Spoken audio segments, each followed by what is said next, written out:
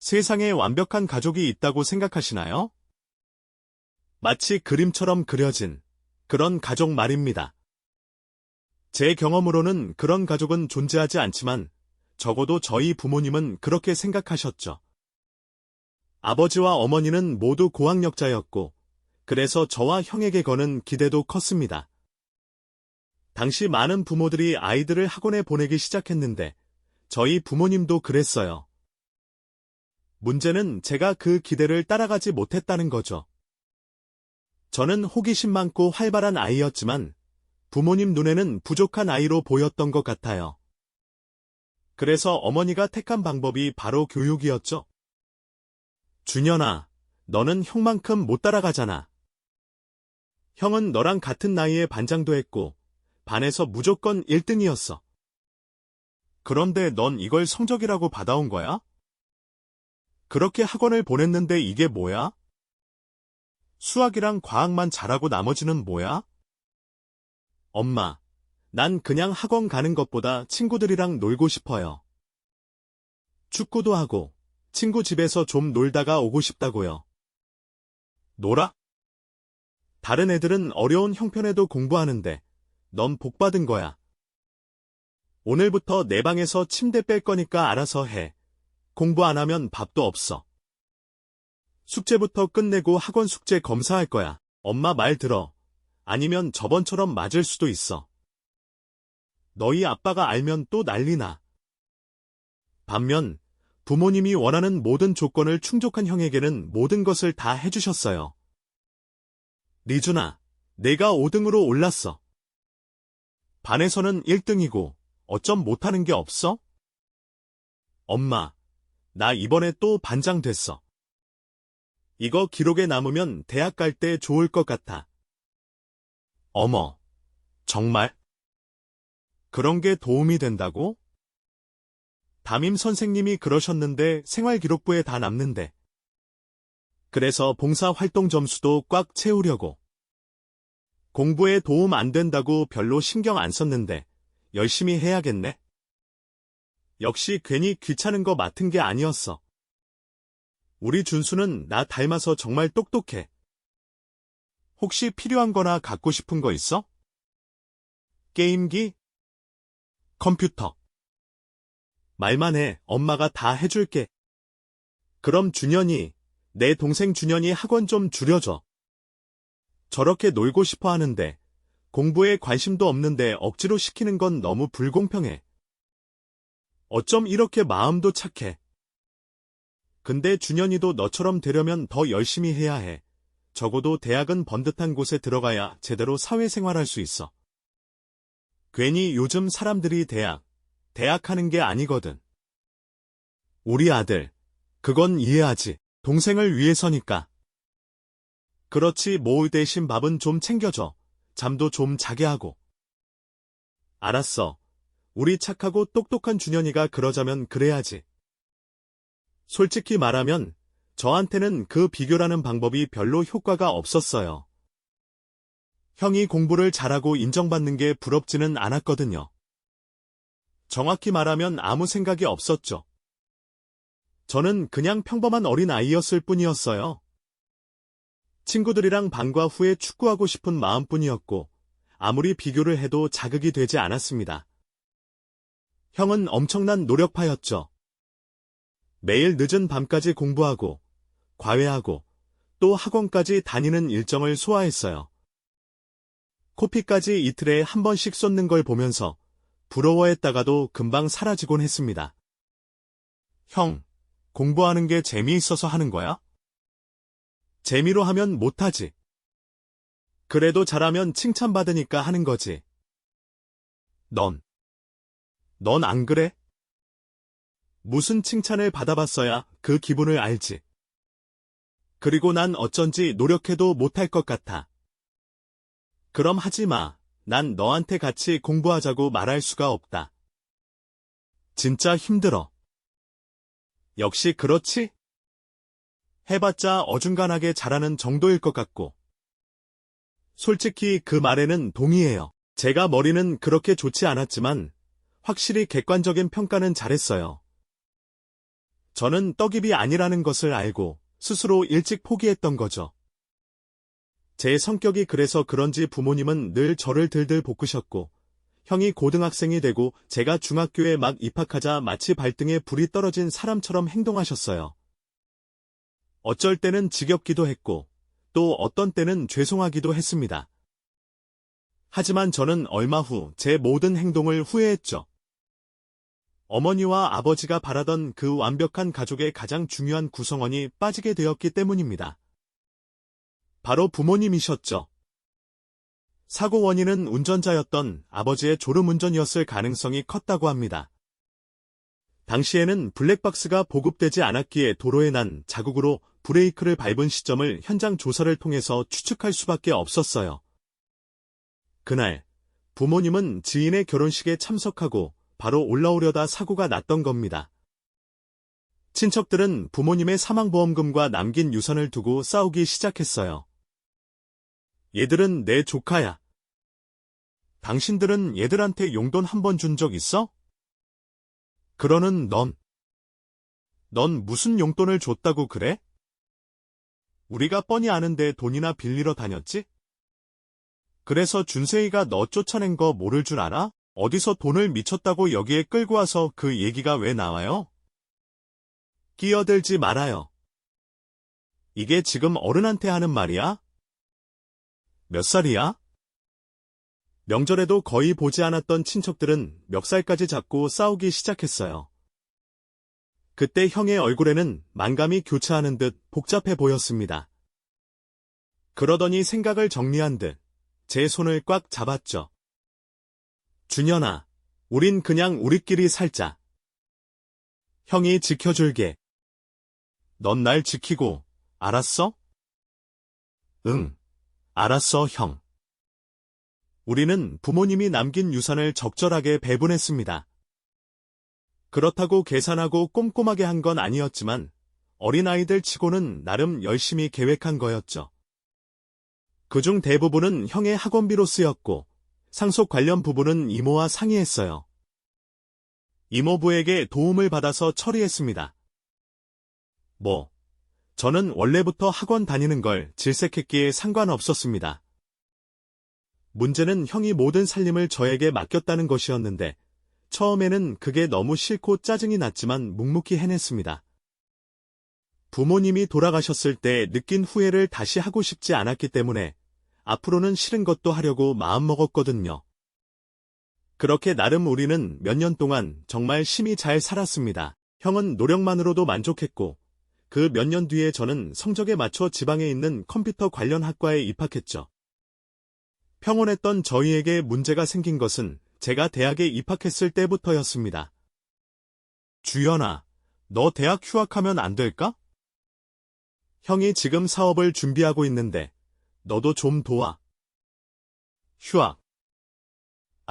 근데 나 내년에 군대도 가야 되는데 갑자기 휴학이라니. 그래, 어차피 그 똥대학 이참에 때려치우라는 거야. 그러지 말고 형 일 좀 돕다가 재수해서 다시 들어가든가, 아니면 편입을 하든가? 형 근데 나 대학이 좋은데, 대학 간판이 제대로 된 곳이 아니잖아. 이번엔 형 말을 좀 들어라. 너 컴퓨터 잘하잖아. 형 사업하는 곳 홈페이지도 만들고, 관리도 좀 해. 어차피 너 대학 들어가서 술이나 퍼마시고, 게임하고, 친구들이랑 놀기 밖에 더 해? 형 사업 잘 돼야 우리가 같이 사는 거야. 알았어. 그렇게 할게. 형이 시작한 사업은 나름 무게감이 있었습니다. 부모님이 남긴 보험금이 모두 투자되었거든요. 형은 1년 안에 무조건 성공하겠다고 장담했지만 사업은 좀처럼 잘 되지 않았죠. 오죽하면 군 입대를 빨리 하려다 미룰 정도였으니까요. 그렇게 3년 후 사업이 어느 정도 자리를 잡자 저는 군대를 다녀왔고 형은 사업으로 꽤 큰 성공을 이루게 되었죠. 사업 시작 후 정확히 7년 만이었습니다. 그런데 제게는 적신호가 있었습니다. 군 입대도 늦춰지고 고생을 꽤 많이 했는데 제대하고 나니 이룬 게 아무것도 없이 졸업장도 못 받게 되었던 겁니다. 형은 재수해서 편입하라고만 했고, 틈만 나면 제게 일을 도와달라고 했기에 대학 자체를 포기해 버리기까지 했네요. 뭐, 그렇다고 원망하진 않았습니다. 딱히 대학을 나오지 않아도 일을 할 수 있는 곳은 많았으니까요. 아, 형 밑으로 들어와서 일하라니까. 우리 회사 이제 꽤 좋아. 직원도 많고. 됐어. 집에서 보는 것도 싫은데 회사까지 같이 다니라고? 거기다 낙하산이라고 사람들이 또 얼마나 뭐라고 할 거야. 에이, 그래도 넌 좀 다르지. 우리 홈페이지 만들고 관리한 게 너인데. 이미 다른 곳에 면접 봤어. 근데 형, 요즘 시대가 많이 바뀌었어. 아직도 내가 만든 시스템을 쓰면 어쩌자는 거야? 전문적인 직원 뽑아서 새로 하는 게 좋아. 아니, 명색이 유통업체인데 온라인 쪽은 그냥 홍보용으로만 쓰면 어쩌자고. 나도 됐거든. 이쪽은 다 맥이야. 3인가 뭐 협력업체에 적혀있는 걸 보면 정확히 몰라. 중소기업이야. 제가 말하자 형은 웃으며 제 어깨에 손을 올렸습니다. 넌 좀 욕심을 가져. 그렇게 성격이 다 그런 녀석이라서 널 더 좋아하지만 적당히 해. 뭐 하면 형이 받아주고 됐다고. 형이랑 나는 일 스타일이 안 맞아. 성공 좋죠. 하지만 저는 어린 시절부터 늘 그런 부분에서는 덤덤했던 것 같아요. 뭐, 돈이야 제가 생활에 필요한 정도만 벌면 된다고 생각했고, 그 이상으로 노력하는 것에 이해를 못했습니다. 그렇다고 제가 성공을 위해 노력하는 사람들을 우습게 보는 건 아니었죠. 오히려 저는 올라가지도 못할 나무라고 판단하고, 제 위치에서 할 수 있는 것만 하는 현실적인 사람이었던 겁니다. 다행이라고 한다면 저는 컴퓨터 관련된 일이라면 뭐든 잘했다는 거예요. 조립하고 뜯어봐야 직성이 풀리는 성격이기도 했고 하나에 집중하면 끝을 보고 했죠. 때문에 중소기업에 입사하고 난 뒤 얼마 가지 않아서 능력을 인정받게 되었습니다. 대학을 중간에 휴학했기 때문에 고졸이라고 봐도 무방했을지도 몰라요. 신현 씨, 요즘 회사에서 일을 안 해? 직원들이 아주 불만이 많다고 들었어. 남들 일할 때 휴대폰 보고 게임이나 하면서 있다고. 아, 그 말이 맞아. 저는 똑바로 하고 있어. 아, 그게 아니라 전산 자동화를 시켜서 업무가 쉬워진 겁니다. 예전 방식처럼 입력 하나씩 해서 계산하는 게 오류가 많아서 제가 만들었어요. 과장님은 제가 만든 프로그램을 보더니 눈을 번뜩였습니다. 설명해주고 몇 번 해보더니 콧구멍을 벌렁거리며 말했습니다. 아니, 그럼 진작에 했었어야지. 말 안 했어? 아, 컴퓨터 고장난 것만 잘 고치는 수준이 아니었네? 프로그램도 뚝딱 만들고 아예 싹 다 만들어. 다른 직원들도 쓸 수 있게 만들어 놓으라고. 일주일, 아니면 열흘이면 되려나. 그걸 왜 제가 해요? 그리고 일주일이라는 건 말도 안 됩니다. 뭐? 안 된다는 말이 왜 나와?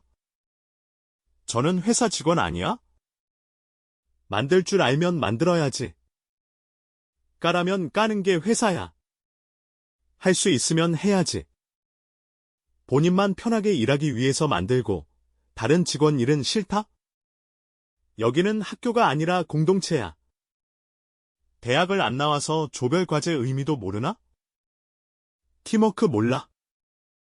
과장님, 이게 하루아침에 뚝딱 만드는 것도 아니고 또 사용법도 알려주려면 교육까지 시켜야 하는데 제가 왜 그 일을 합니까?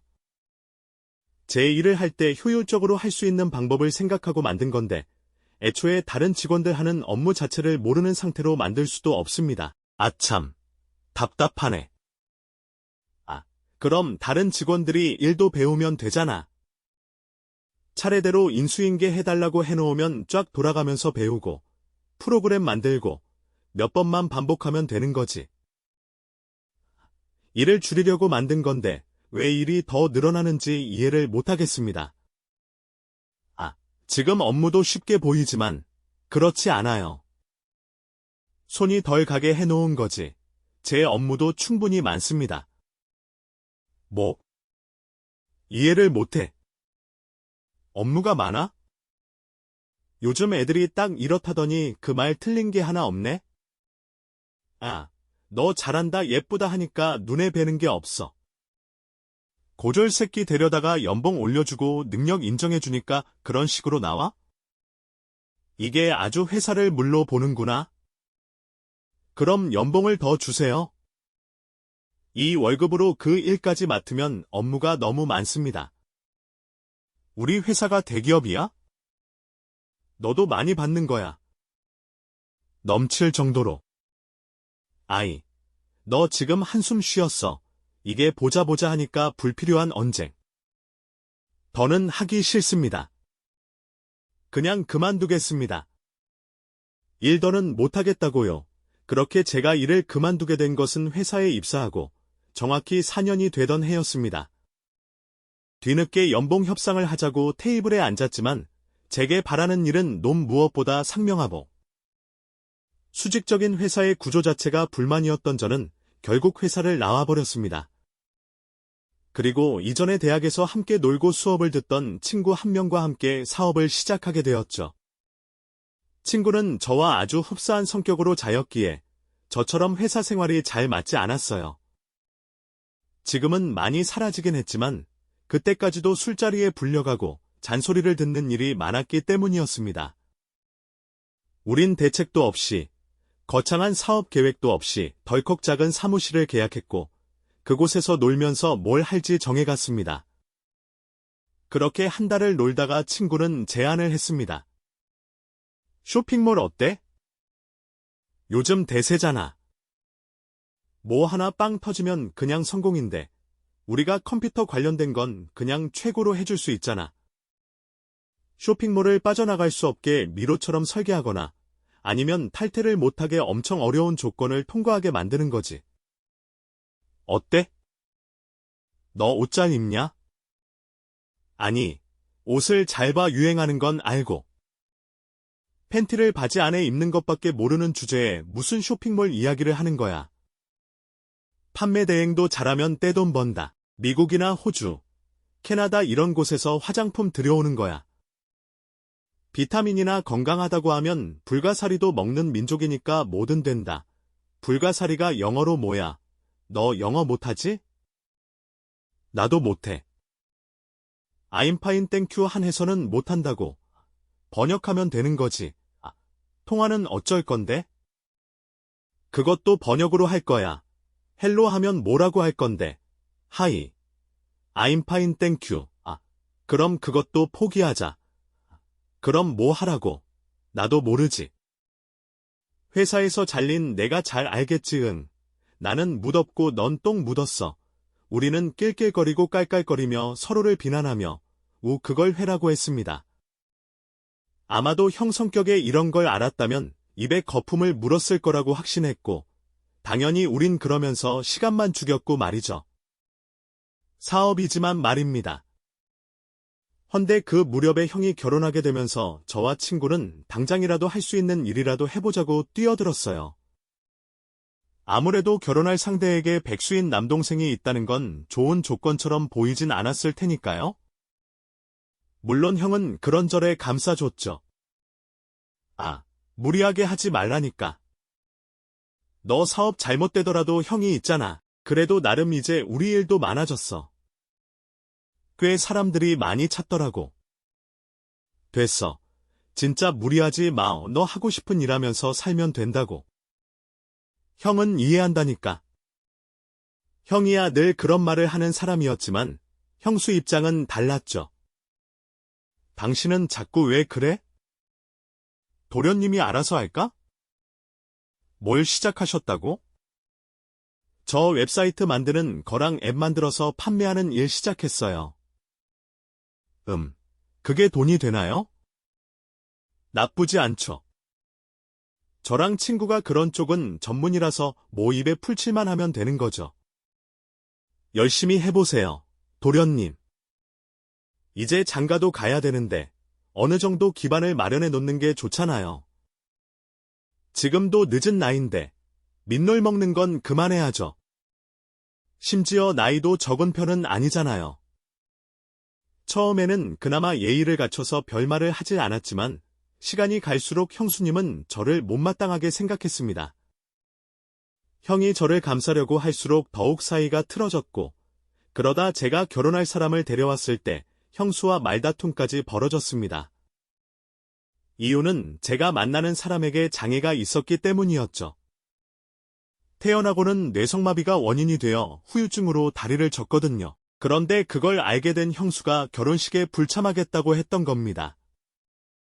연애를 3년이나 하면서 한 번을 안 보여준 이유가 있었던 거잖아요. 도련님도 부끄러웠던 거 아니에요?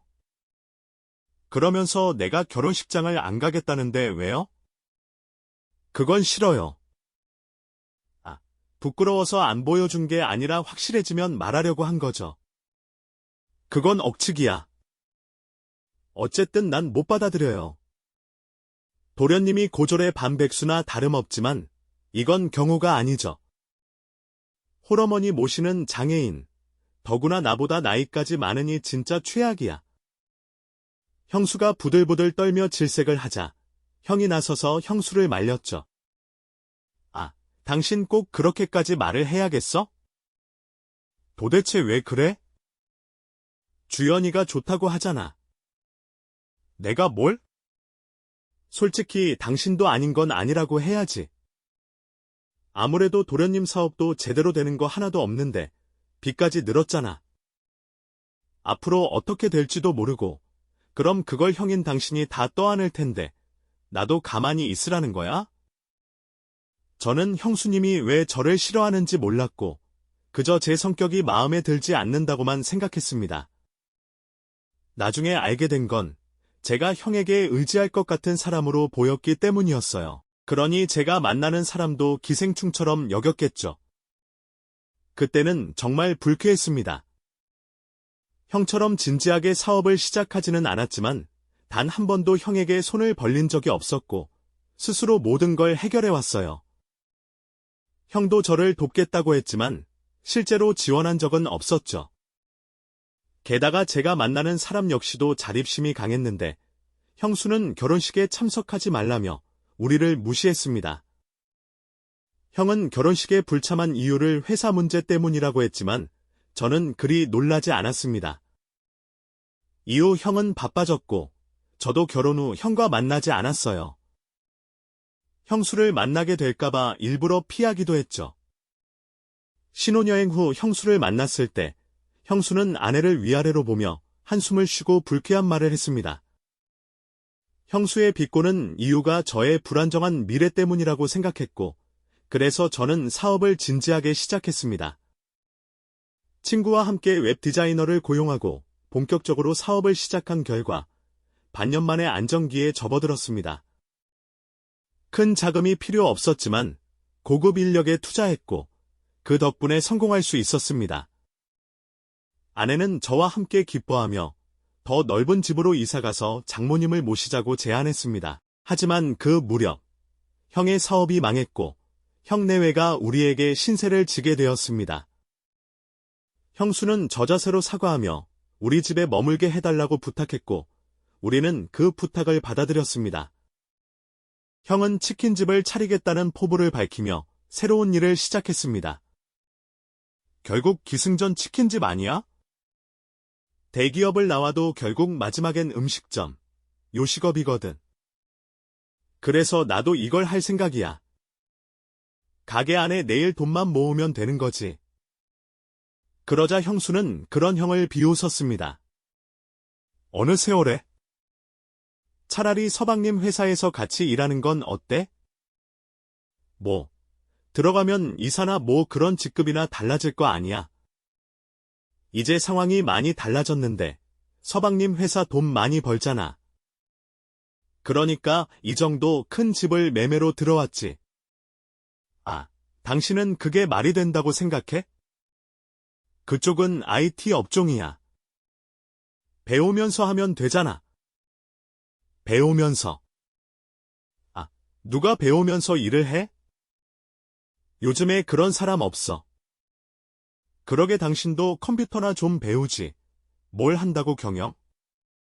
아, 그런 건 재벌 2세나 듣는 거 아니야.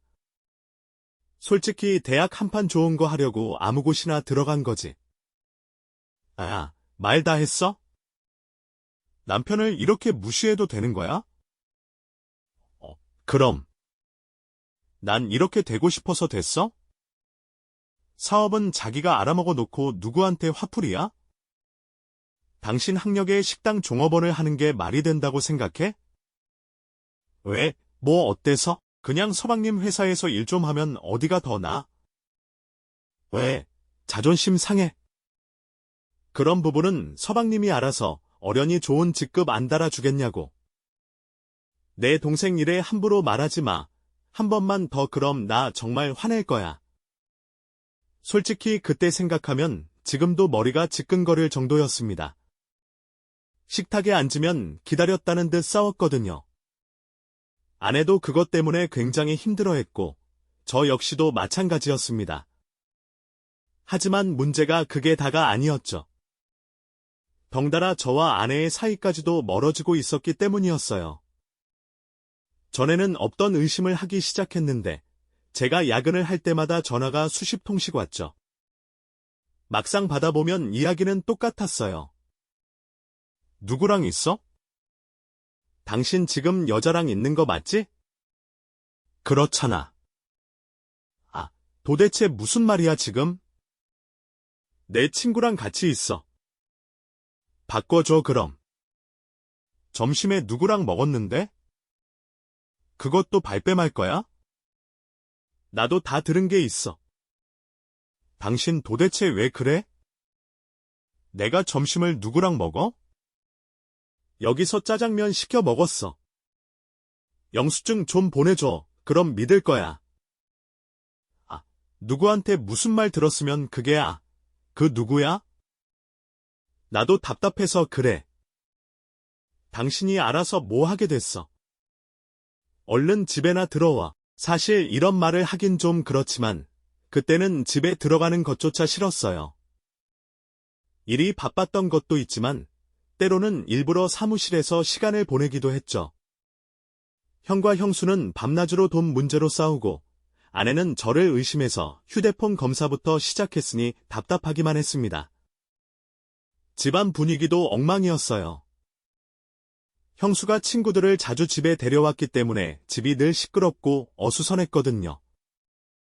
저는 이런 상황을 정리하고자 결심했어요. 아내와도 진지하게 이야기를 나눴고 결국 형과 형수에게 따로 집을 구해주기로 했습니다. 그런데 아내가 갑자기 이런 말을 하더군요. 저기, 서방님이 회사에 취직하는 건 어때? 무슨 소리야? 형은 그런 거 싫다고 했잖아. 치킨집 열겠다고 했고. 왜? 혹시 형수가 또 그 이야기 꺼냈어? 나도 서방님이 치킨집보다는 차라리 회사에서 일하는 게 더 나을 것 같은데. 알지. 그래도 형이 하던 일과는 다르잖아. 뭐? 내가 일단 물어볼게. 아마 싫다고 할 것 같지만. 응, 알았어. 형수 성격상 아내에게 압박을 주고 있을 거라는 건 알고 있었어요. 형이 요식업을 한다고 했을 때도 별로 마음에 들어하지 않았으니까요. 형수가 더 안정적인 직장이나 번듯한 사업을 원했지만 저는 형의 꿈을 응원하고 있었어요. 그래서 다시 형에게 제안을 했지만 형은 거절했습니다. 아내에게 이 사실을 전하자 아내는 자신이 조금이라도 돈을 보태서 가게를 열어주는 방향으로 계획을 바꿨습니다. 당신도 힘들게 모은 돈인데 그걸 쓰겠다고? 작긴 해도 아파트 매매까지 해둔 상황이잖아. 인테리어도 해야 하고 그게 지금은 맞는 것 같아. 형부는 믿을 만한 사람이고 우리가 어려울 때 서로 도와야지. 고마워. 그럼 얼른 선물 준비하고 난 장모님 모시러 갈게. 형수랑 형방 비우면 가구도 새로 들여놓을 생각이야. 안방은 장모님 드리려고. 안방을? 우리 엄마가 부담스러워할 텐데. 그래도 햇빛 잘 들어오고 통풍도 잘 되니까 여기가 딱이긴 해. 우리야 뭐. 집에 있는 시간이 짧잖아. 그렇긴 하지. 어쨌든 고마워. 여보, 앞으로 잘 지내자. 나도 더 믿음을 줄게. 그동안 싸우기도 했지만 사실 우린 잘 살아왔잖아. 내가 더 잘할게. 응. 그날 아내는 무언가를 말하려다 멈췄어요. 씁쓸한 웃음과 함께 나중에 말할게. 다 정리되면 이라며 끝맺었죠. 그때부터 아내가 무슨 말을 하려던 건지 계속 궁금했지만 아내는 그저 웃기만 했어요. 그리고 그 웃음이 아내의 마지막 모습이 될 줄은 몰랐습니다. 비가 많이 내리던 이튿날, 아내는 퇴근길에 교통사고로 세상을 떠났습니다. 가해자는 음주운전으로 면허 취소된 사람이었고, 저는 아내의 죽음 소식을 듣고 정신을 잃었어요. 형과 형수가 깨울 때마다 아내의 죽음을 듣고는 다시 기절했죠. 마치 제 머리가 그 사실을 받아들이지 못하는 것처럼 계속 잊고 또 잊었습니다. 깨어날 때마다 악몽이 반복되었어요. 모든 것을 받아들였을 때 저는 상복을 입고 아내의 영정 사진 앞에서 장례식을 치르고 있었습니다. 장모님은 계속 울부짖으며 우리 주위 어쩌면 좋아 라고 외치셨죠. 저는 오란과 함께 울면서 아내의 영정 사진만 바라봤습니다. 장례식에 누가 왔다 갔는지조차 알지 못할 정도로 머리가 멍했고 귀는 먹먹했습니다. 그런데 그때 형수가 친구들을 데리고 와서 술을 마시며 웃고 있더군요. 화가 나기도 했지만 장례식이 모두가 오는 자리는 아니라는 걸 알았기에 참았습니다. 그 후 저는 화장실에 갔습니다. 많이 울어서 구역질이 나서 입을 헹구고 변기에 앉았죠. 그런데 이상하게도 잠이 쏟아졌어요. 이 상황에서 잠이 오냐? 정신을 차리려고 몸을 일으켰지만 다시 변기에 앉아 잠이 들었습니다. 잠깐 눈을 붙였던 것 같아요. 그런데 눈을 뜨자 밖에서 낯선 여자들의 목소리가 들렸습니다. 저는 귀 기울여 그들의 대화를 듣게 되었고 그 내용은 정말 충격적이었어요. 아내가 장애인 주차증을 사용한 것도, 형에게 돈이 필요하다고 속여 아내의 돈을 가져간 것도 모두 형수와 그 친구들의 짓이었어요. 형님은 그와 무관했지만 그 사실을 알고 나서 저는 화장실을 나와 형님에게 따져 물었습니다. 우리 주 무슨 짓 했어요? 나 이야기 다 듣고 나오는 길이니까 발뺌할 생각하지 마시고요. 내가 집 비울 때마다 내 아내를 괴롭혔어요? 장애인 주차증 가져가고 돈까지 가져갔고 거기다가 내가 전 여자친구 만났다고 거짓말까지 한 게 사실이에요? 형수는 주변의 눈치를 보더니 슬쩍 웃으며 대답했어요. 제가요? 아, 서방님. 대체 누가 그런 말을 해요? 난 그런 적 없어요. 당신 친구들이 말하는 내 귀로 똑똑히 들었다고. 삼자 대면이도 해야 말게 알아들어. 아, 서방님. 지금 저한테 반말한 거예요? 그럼 여기서 예의까지 차려야 해? 역시나 못 배워서 그런지 참. 그리고 말이 나왔으니는 말인데 서방님도 당당한 건 없잖아요. 준수 씨 잘 나갈 땐 그렇게 옆에서 받아먹고는 사업 망했다고 나 몰라라 장모나이 아내 치마 속에만 있었으니. 이래서 피 줄리고 뭐고 없나 봐. 누가 그래? 내가 형한테 돈 받았었다고? 그때 형이 끼어들어 저를 몸으로 밀어냈습니다. 그만해. 장례식에서 이게 무슨 짓이야? 저는 그런 형을 뿌리쳤다. 사실 형밖에 없는 거네? 형이냐? 내가 형 돈 받은 적 있어? 말해봐. 입이 있으면 말을 해보라고. 너 이럴 거야? 내가 왜 그냥 저 사람 혼자 추측한 거야. 형이 아니라고 하자 저는 내심 안도하면서도 의심이 생기긴 했습니다. 정확히 형의 사업이 잘 되기 시작했을 때 형수를 만나서 결혼을 했고, 그 무렵이라 제게 돈이 나가지 않는다는 걸 형수가 더 잘 알았을 테죠. 그런데 어린 시절 이야기나 혹은 그 이전의 이야기를 했다면 그건 형수의 추측이 아닐 가능성이 더 컸습니다. 어린 시절에도 부모님이 남긴 유산으로 생활했고 형의 사업 자금으로 대부분 쓰였으니 제가 받은 건 없다고 봐도 무방했다 싶어서 형을 한 번 더 떠보기로 마음먹었습니다. 우리 주희가 형이랑 형수 명의로 집해주자고 해서 그거 인테리어 공사 중이었어. 그리고 주희가 돈까지 못해서 가게 계약 직전이었고 근데 뭐 나 몰라라 했다고? 누가 누구 치마폭에서 오지는지 모르겠다. 형도 선택해. 나야 아님 형수야. 뭐 그게 지금 무슨 소리야? 뭘 선택해? 형이라면 지금 이 상황 받아들이겠어? 좋아. 무슨 오해가 있었던 그것 때문에 불쾌했다 치자. 근데 그걸로 내 아내를 괴롭혔어. 진짜 그런 오해면 타깃이 내가 되어야 맞지 않냐? 현아, 저 여자랑 난 같은 집에서 절대로 못 살아. 이해는 할 거 아니야. 입장 바꿔놓고 생각해봐. 내 아내를 괴롭힌 여자를 내 아내가 고른 집에서 살게 하라고? 절대 못해. 그니까 선택하라고. 나 아님 형수. 이렇게 둘 중에 형의 눈은 진동하듯이 크게 떨리더군요. 그러더니 눈치를 보고는 제 곁에 섰습니다. 당신 나 몰래 그런 짓 했었어? 진짜 미친 거 아니야? 여보. 내가 몇 번이나 참으려고 했어. 당신 사치 심하고 오만한 그 성격도. 여보. 그만해. 내 친구들도 있는 자리야. 뭘 그만해. 친구들도 다 알고 있는 것 같은데 부끄럽지도 않아? 몸 불편한 사람을 그렇게까지 괴롭힌 이유가 뭐야? 당신 그거 병이야. 병. 어리다고 실수라고 봐줄 수 있는 나이도 아니잖아. 당신 이제 30대야. 중반에 저는 그 말을 하는 형의 표정을 곁눈으로 읽었습니다. 진심으로 화를 내는 게 아니라 제 눈치를 보며 적당히 연극을 하고 있는 게 보였죠. 한쪽 눈을 찡그리고 입술을 깨물면서 형수에게 계속 어떤 신호를 보내고 있었거든요. 하지만 형수는 그걸 읽지 못했습니다.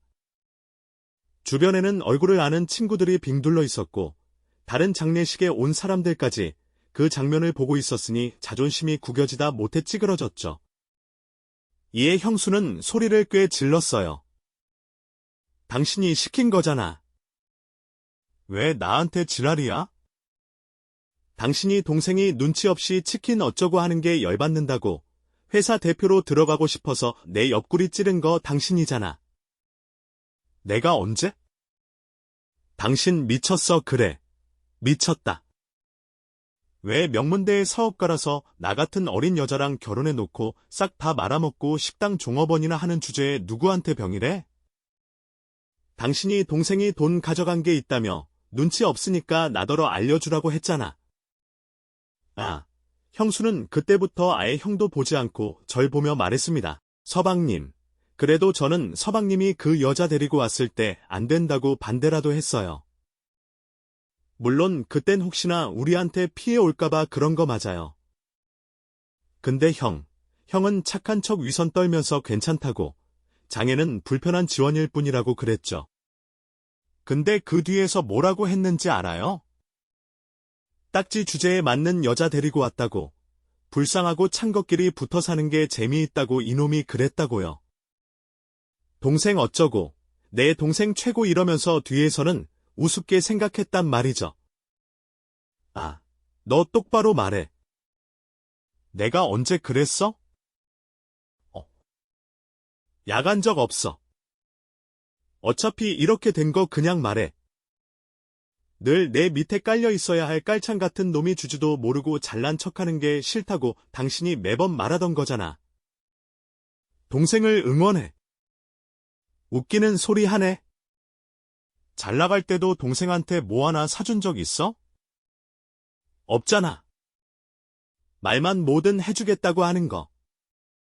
내가 모를 줄 알았니?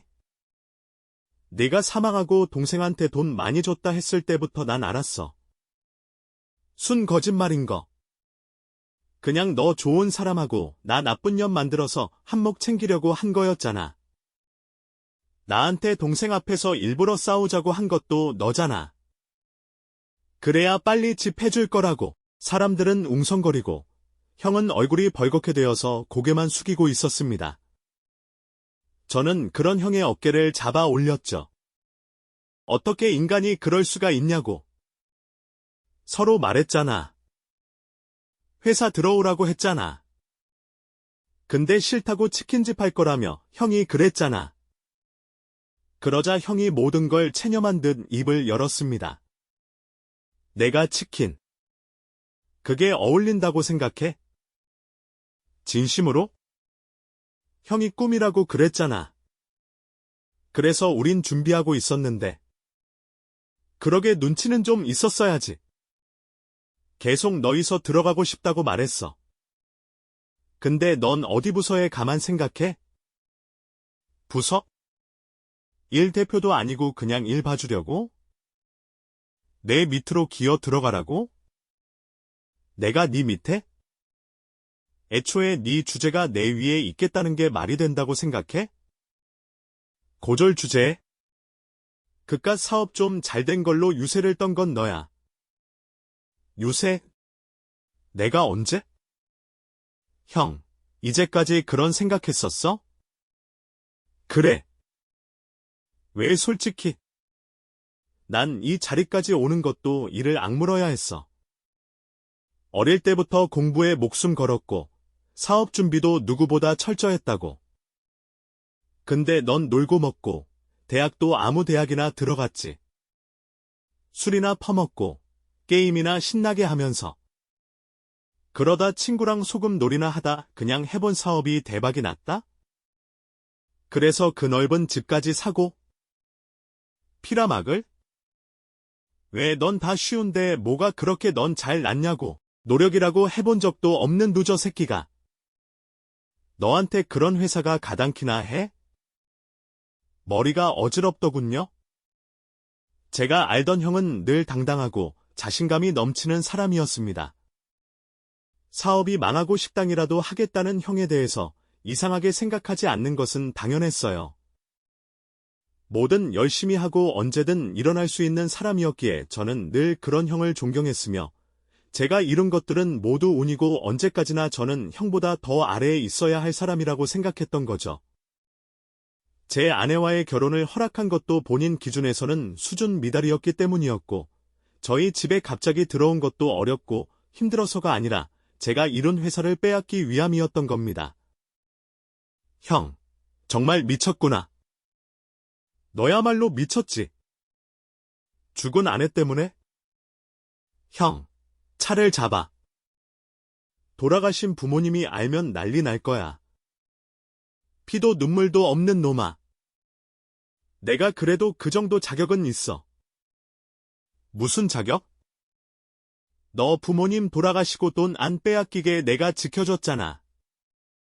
보호자 그거 해줬잖아.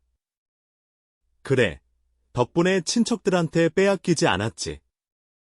근데 형이 거의 다 썼잖아. 망한 그 사업에 우리 부모님 사망보험금도 온전히 다 들어가 있고. 적당히 해. 나는 형이야. 형이랑 형수 때문에 내 아내 살아생전에 괴로웠어.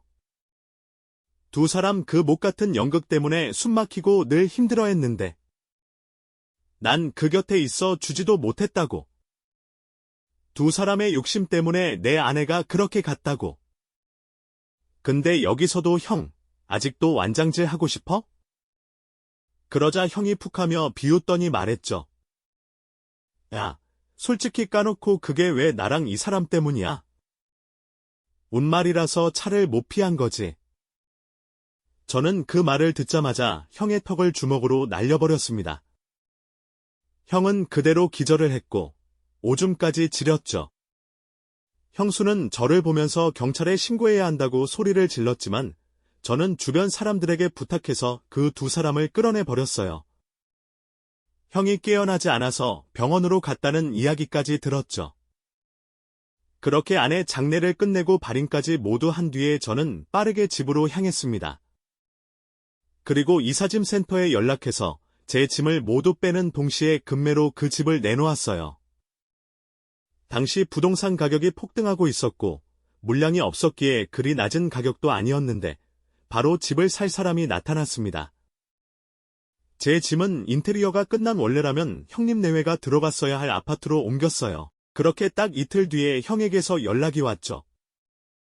너 집 팔았어? 우린 어디로 가라고? 집을 팔아?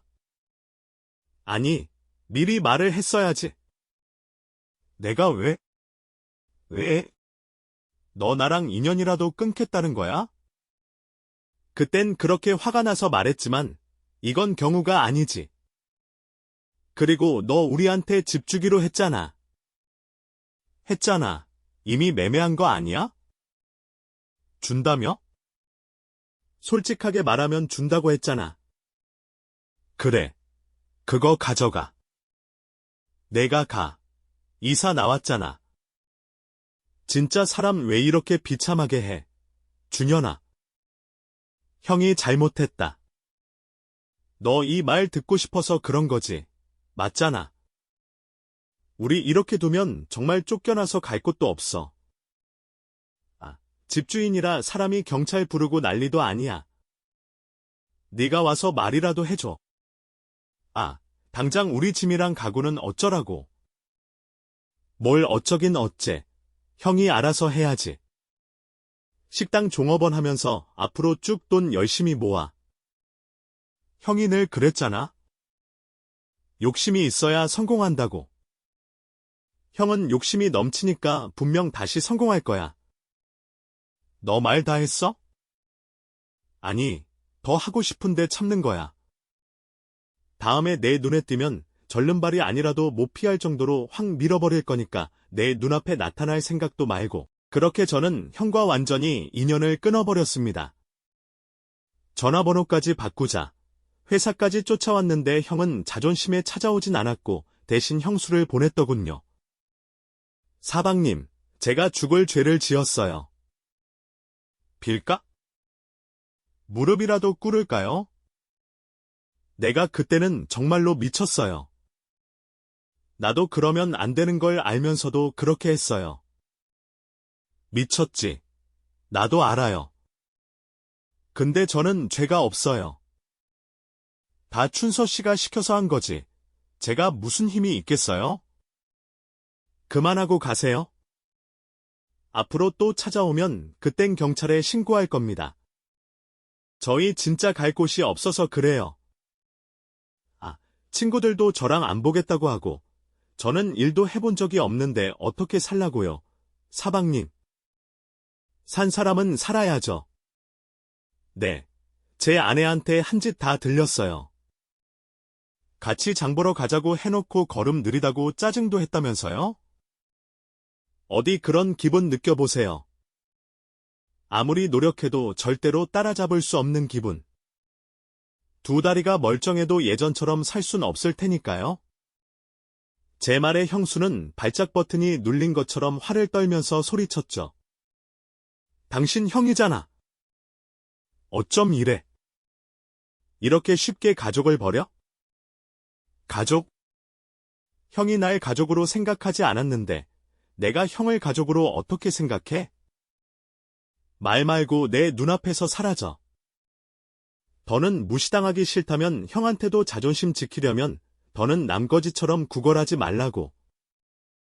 이렇게 부모님이 꿈꾸던 완벽한 가족은 완전히 끝나버렸습니다. 솔직히 그때쯤 되니 애초에 제가 가족은 맞았을까 싶더군요. 어린 시절부터 늘 함께 의지하고 자란 형제 사이였지만 저는 그런 형의 본심을 전혀 몰랐어요. 본심을 들은 뒤에 돌이켜보니 하나씩 해석이 되었죠. 학원을 가기 싫다고 반항하던 형이 제 편이 되어준 것도, 제가 공부에 전혀 관심이 없어도 잔소리 한 번 하지 않은 것도 모두 저를 위해서가 아니었다는 걸 말입니다. 형은 오래전부터 저보다 늘 위에 있는 걸 즐겼고 제가 잘 되는 것을 싫어했던 거였어요. 형에게 저는 누구보다 뛰어나게 보이기 위한 들러리, 비교하기 좋은 대상, 좋은 사람이 되기 위한 포장지에 불과했던 거죠. 근데 저는 너무나 어리석게도 그게 형이 저를 위하는 방법이라고 생각했었습니다. 심지어 그런 형이라서 자랑스러워했어요. 그래서 저는 제 나름의 가족을 새로 만들었습니다. 바로 아내가 늘 걱정하던 장모님을 앞으로 어머니라고 부르겠습니다. 아내도 그걸 더 좋아할 거고요. 자네야, 정말 이건 아니지 않나? 물론 지금은 그렇겠지만 앞으로 새 장가를 갈 수도 있고, 아니요. 제 인생에서 결혼은 한 번이면 됩니다. 사실 이전부터 장모님, 아니 어머니 모시고 살겠다는 계획을 했었어요. 아내가 생전에 가장 이루고 싶었던 일이었고요. 그래도 이런 집을 4명이로 하겠다니? 만약에 제가 이대로 죽으면 저희 형이 받게 되거든요. 그래서 그런 겁니다. 아내를 불행하게 만든 사람들의 희망까지 박살내는 게 그들이 받을 마지막 벌이고요. 그들에게 제가 죽어서도 한 푼도 가지 않게 할 겁니다. 제가 미리 그렇게 할 거거든요. 그로부터 지금까지 무려 3년이라는 시간이 흘렀어요. 아내는 아주 가끔 꿈에 나타났고, 저는 여전히 아내가 그립습니다. 그건 장모님도 마찬가지고요. 가족이란 게 별게 있나요? 진심으로 그리워하고 슬픔을 나누고 추억을 나누는 게 가족이죠. 때문에 저는 이 별난 가족을 앞으로도 계속 유지할 생각입니다. 장모님은 벌써부터 제 혼인 이야기를 슬쩍 하시긴 하지만 아마 앞으로도 그럴 일은 없을 거예요. 왜냐하면 아내를 만났을 때 느꼈거든요. 이 사람이랑 결혼하겠다. 그리고 아내가 제 곁을 떠났을 때도 느꼈죠. 이 사람이 내 마지막 사랑이구나. 다만 한 가지 걸리는 게 있다면 저 없는 동안 내내 다른 누군가를 만나고 있다고 괴로워했을 아내의 마음입니다. 부디 아내의 마지막이 불신으로 가득 찬 끔찍한 상상이 아니길 바랄 뿐이죠. 부디 마지막 그날에 나눴던 새 출발에 대한 희망과 어머니와 함께 살 거라는 이야기가 그녀의 마음을 가득 채웠기를 빌어봅니다.